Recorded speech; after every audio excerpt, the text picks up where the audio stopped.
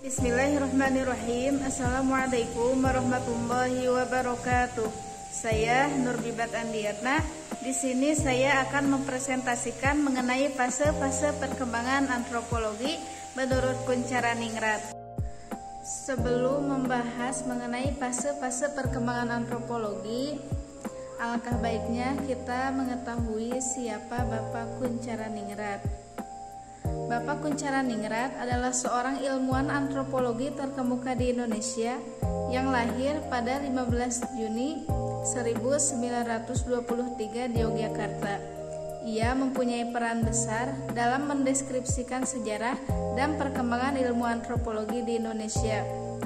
Ia juga telah menerima penghargaan sebagai Bapak Antropologi Indonesia dan telah meninggalkan warisan yang mempengaruhi pembangunan dan mentalitas bangsa Indonesia.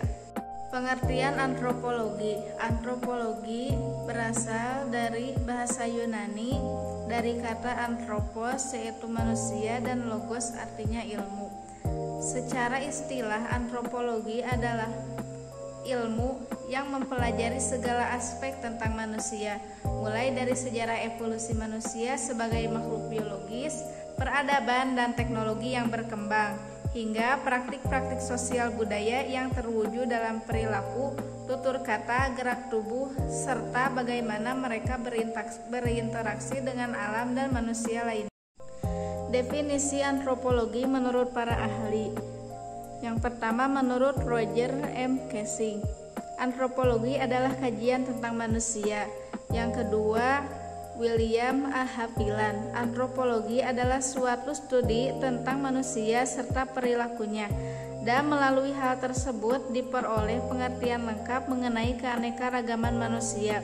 Yang kedua, Charles Darwin, antropologi merupakan ilmu yang berkembang dengan pesat melalui penelitian-penelitian tentang asal mula dan perkembangan manusia.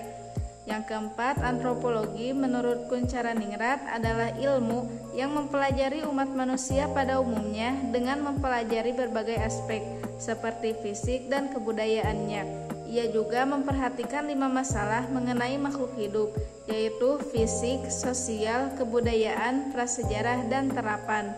Menurut Kuncharaningrat, fase perkembangan antropologi dibagi menjadi 5 fase. Fase pertama sebelum abad ke-18. Bermula dari kedatangan bangsa Eropa Barat ke benua Afrika, Asia, dan Amerika. Dalam perjalanan, para penjajah Eropa ditemani oleh para musafir, sekretaris pemerintah jajahan, penerjemah, dan para pendeta Nasrani.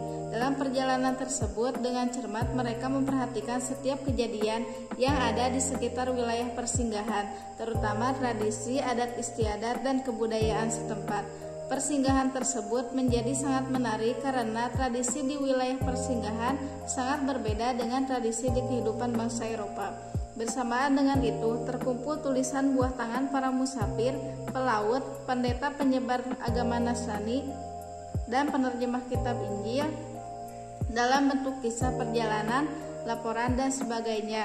Dalam buku tersebut terdapat deskripsi tentang adat istiadat, susunan masyarakat, dan ciri-ciri fisik dari berbagai suku bangsa di Afrika, Asia, dan Amerika.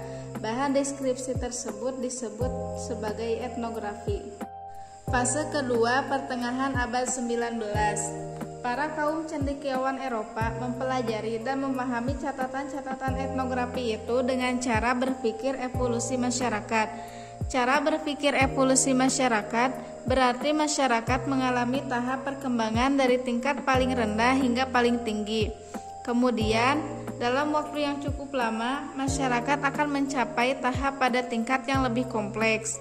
Para cendekiawan tersebut menyimpulkan cara berpikir paling rendah dimiliki oleh masyarakat benua Afrika, Asia, dan Amerika.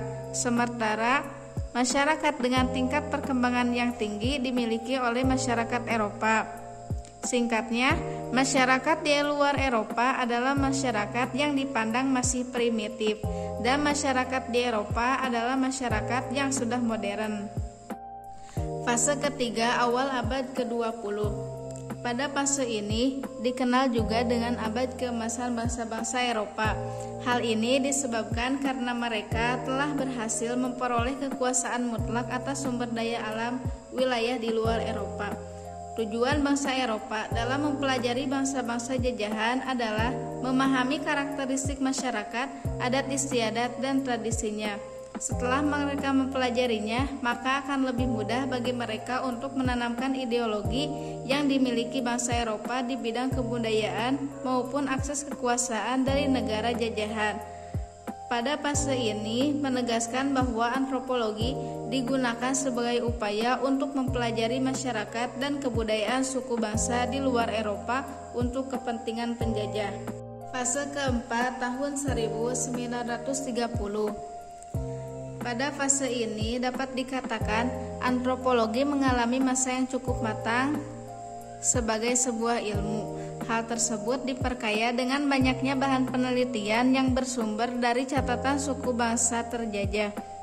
Dalam fase ini, antropologi sedang mengalami perubahan dunia yang cukup berarti akibat dua hal, yaitu tujuan akademik untuk memperoleh pengertian mengenai masyarakat manusia pada umumnya, dan tujuan praktis untuk mempelajari dan memahami keragaman masyarakat suku bangsa untuk membantu membangun masyarakat suku bangsa tersebut.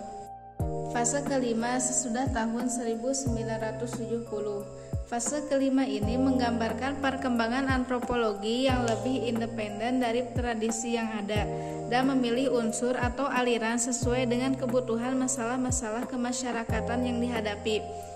Perkembangan antropologi pada tahun 1970 salah satunya terdapat dalam ilmu antropologi di Uni Soviet. Antropolog Uni Soviet juga melakukan penelitian. Hasil dari penelitian tersebut kemudian dijadikan dasar dalam pengambilan kebijakan terkait upaya membangun pengertian di antara penduduk pribumi. Sementara itu, antropologi di Indonesia berkembang sebagai pengkajian masalah sosial budaya serta upaya mendeskripsikan berbagai kehidupan dari berbagai suku bangsa. Deskripsi tersebut bermula dari Sabang sampai Merauke.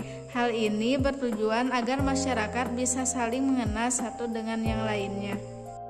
Kesimpulan, antropologi adalah salah satu cabang ilmu pengetahuan sosial yang mempelajari tentang budaya masyarakat suatu etnis tertentu.